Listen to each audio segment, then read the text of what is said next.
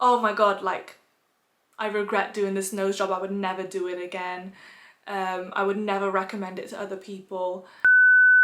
What's up guys, welcome back to my channel. As you can see from the title, I am doing a 2-year post-op of my rhinoplasty. I got my nose done July 1st, 2021, and now it's the end of June 2023, so it's nearly coming up to my 2-year nose anniversary, and let me tell you, I've been loving my nose. If you've seen from my TikToks, I've been doing so much like new makeup looks and stuff like that because I have so much more confidence now in my nose. Before we get into the video, I have 3 questions. So the first one is, how are you liking the blonde? It's taken me a while to get to this blonde.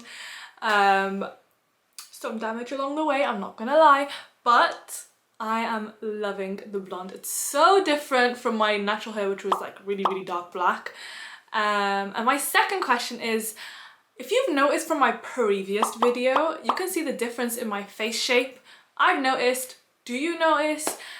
So I have been on a weight loss journey for the past month, and I'm just wondering, do you want me to document my weight loss journey? Because I've still got a long way to go, but I think I've already made quite some good progress.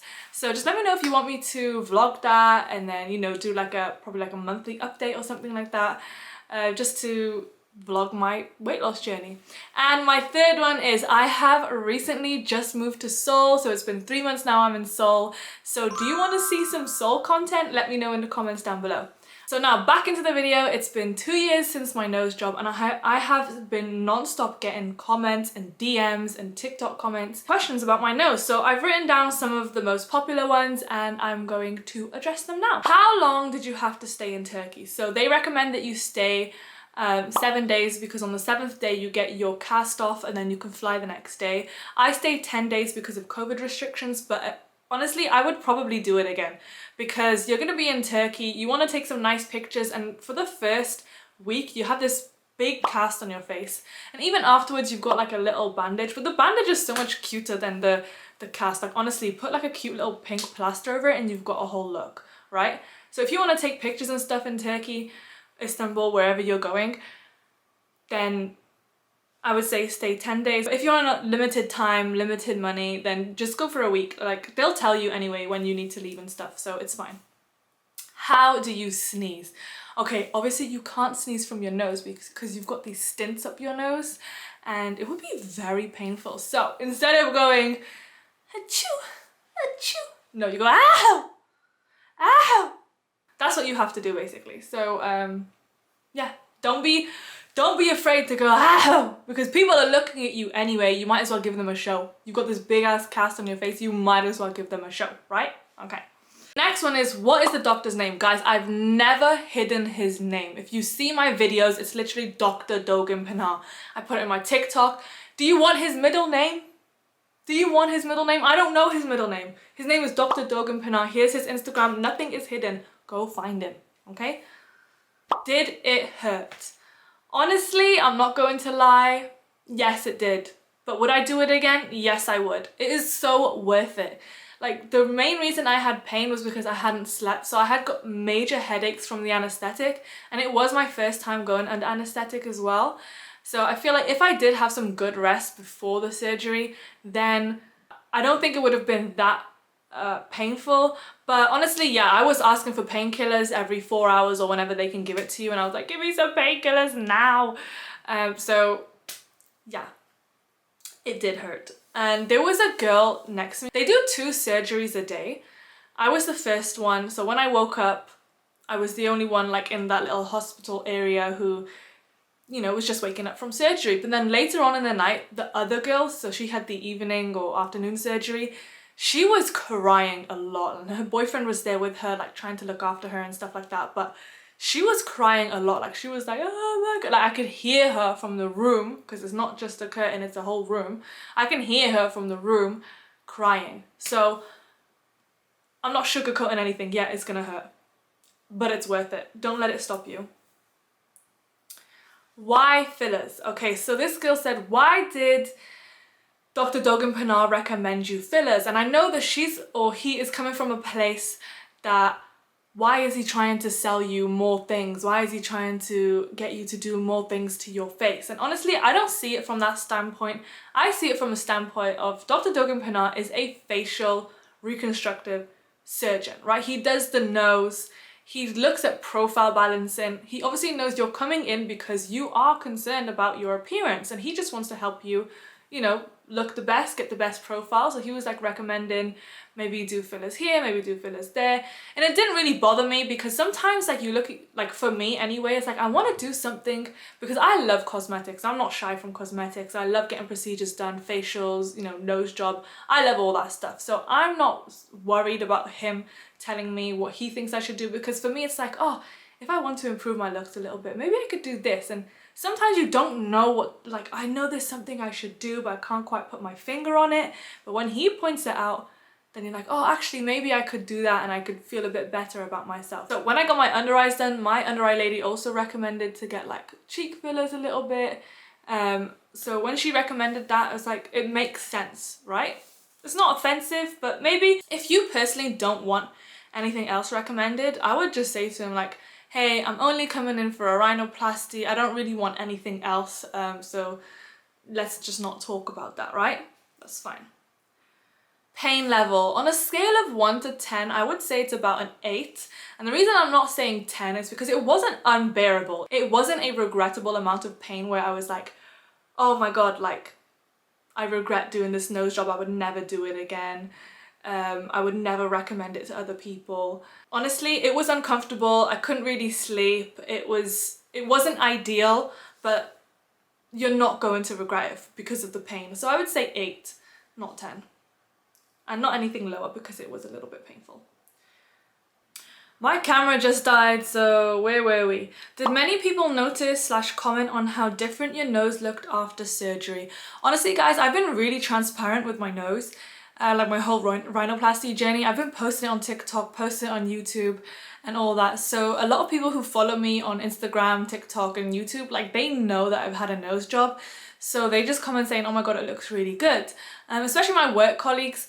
Some of them actually mentioned, actually a few people, not just my work colleagues, they've said that I look younger now that I've had my rhinoplasty, because as you get older, your nose actually does sag quite a bit. So when you have a nose that's a little bit like downturned, it does make you look a little bit older. So when you then, like me, I changed my nose and now it's like more upturned, and you know, you can see like the nostrils, so like the feminine show it's called. It does make you look a bit younger. So I've had those comments, but say like when people see me who haven't seen me since before my nose job and they don't know I've had a nose job, they haven't really said anything. They just say, oh, you look better, but they don't really know what. Yeah, but it's probably just because they're boys and they don't really notice. But you know what, like people who have never seen me before, like they just make me fresh with this new nose, they'd always say your nose is perfect, like it's such a nice shape. So let me just show you the shape actually.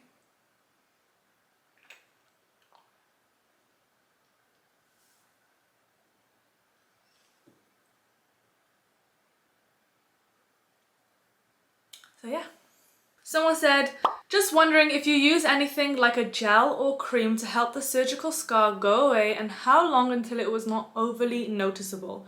Okay, so as soon as you have your rhinoplasty, they will give you a white cream, and I'll put the picture here and the name. They will give you a white cream, or they'll tell you to go to the pharmacy to get this white cream that you put on your scar. So it keeps your scar moisturized and it keeps your scar protected from the sun.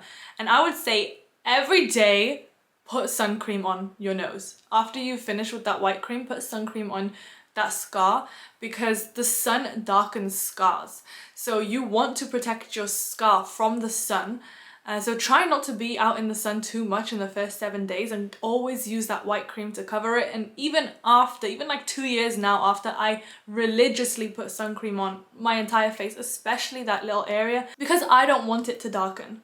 To be honest, like people don't notice my scar because I put makeup on, so if you see, like you get it up front of my nose, you can't really see the scar because of the makeup. But also even without makeup, you don't really notice the scar because people don't generally look at that part of your nose. Like if it's like big, red and bright, of course they're going to notice, but no, people don't notice. And I would say probably about 2 months, people won't notice. When and how did you pay?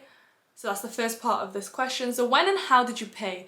I paid when I arrived there and I had my consultation. That's when I paid, and I paid by cash. Did you need a SIM card in Turkey? Yes, I would definitely recommend getting a SIM card in Turkey.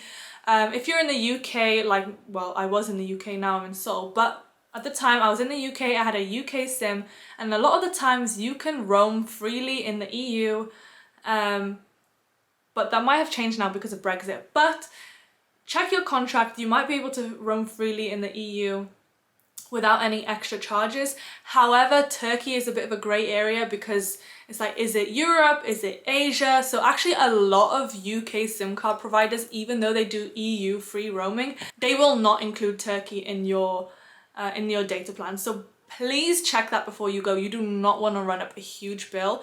And to be honest, just get a SIM card. You're only going to be there for like 7 to 10 days. The SIM card will not be that expensive. You're paying thousands for a nose job. You can pay, you know, probably, I don't know, £30 for a SIM card, and you'll have a Turkish number, and then that will help you access like the taxi services, the food delivery services, stuff like that.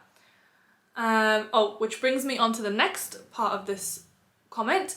Did you order food while at the hotel? Yes, I did, because I was not trying to walk around busted up with a big cast on my face and looking like I got stung by a bee with bruises everywhere. I wasn't going to do that. So yes, I ordered so much at the hotel, to the hotel. You just got to meet them down at the foyer. But actually most hotels, they have their own restaurants, but to be honest, they are a little bit more expensive than ordering, and you can get so much more options when you order. Okay, this one's quite a deep question. Have you had an identity crisis after your rhinoplasty? If yes, for how long? No, I did not have an identity crisis because I've been wanting this nose job since I was 11 years old. So when you order something and you know it's coming, are you surprised? No, you're happy your package has arrived, but you're not surprised. So that's how I felt. Like, I knew I was always going to be this glowed up baddie, and I knew she was coming, and I knew she was gonna be there. So I already knew, I was already mentally prepared for it. I know there are some people who are like, oh my god, this is just not my face. Like, I know I had a huge transformation. My face looks so different now, but I do not have an identity crisis. I don't look in the mirror and be like, that's not me. I'm like, no, this is me. Just an upgraded Pokemon. I have had an evolution, okay? No, I just look so good. So no, I did not have a identity crisis. Did they also provide transport and accommodation, or did you pay separately? So they will offer you two packages. So the one where you just book everything yourself, so you just pay for the surgery and all the medication and everything that comes with it. Not the COVID test, you have to pay for the COVID test separately. But the one package is you pay for the surgery and the medication, and the other package is you pay for surgery, medication, transport and hotel. So they organize everything for you. I personally went for the first option where I just chose everything myself because it's cheaper to do it yourself, and it's so easy to book, guys. Like, you just literally go into booking.com, put in the name of the hospital, and it will tell you all the nearest hotels. So yeah, it's just so easy to book everything yourself. And then you get the taxi services. You just tell the hotel to call you a taxi. Like, guys, it's easy. But if you are on a time crunch and you don't have time to look for a hotel, and they're telling you next week there's an availability and you have to go quickly, and you've got the spare money, just pay it. It's less hassle for you, and they have all the recommended services. But if you've got time, they're saying 6 months, 1 year that your surgery is booked for, just book it yourself. It's so easy. It's not a hassle. You can pick exactly where you want. Actually, I will tell you, the hotel that I went to is actually quite good because the position of the sink is perfect for like leaning back and washing your hair on, like sitting on the chair that they have and leaning back into the sink and having your hair washed, because you can't get your nose wet. So if you want to wash your hair, you have to do it in the sink. So I will actually just link the hotel that I went to, and I do recommend it because it was not that far by taxi, and it was so nice and comfortable, and the food was all right, a little bit expensive, but I would say yes. Another question, and this is the one that I get asked a lot, is the cost. Guys, I just want to tell you, I'm going to preface this answer because there's a lot that goes into it. So, my camera died again. As I was saying, the cost is going to be very different. So what I paid is not what you're going to pay. So don't expect the same thing. I have joined a WhatsApp group, so I have been seeing the girls say about probably now 6,000 euros. So just convert that into your local currency. So I think like, I don't know how much, right? But that's what you're going to expect from the Turkish doctors now, because they all blew up in popularity over COVID, because people had so much time to research and everybody was booking and everybody was saving money over COVID when they were working and stuff like that. So they have increased their prices, but again, not the same price as the UK doctors. The UK doctors are so expensive. But anyway, thank you guys for joining and watching this video. Again, I'm just going to show you my nose really quickly before I go. So this is the front. I'm also going to compare it with my before nose. So front.